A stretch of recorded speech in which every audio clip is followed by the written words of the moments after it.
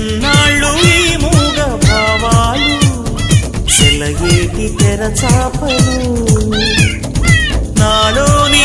మౌన గీతాలు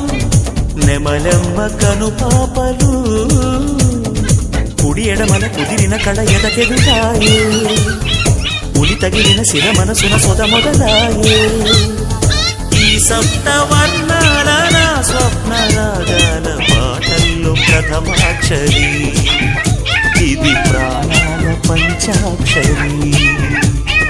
ఏ కొమ్మక కొమ్మ కొంగొత్త రాగం తీసిందిలే కోయిల సుమగీతాల సన్నాయిలా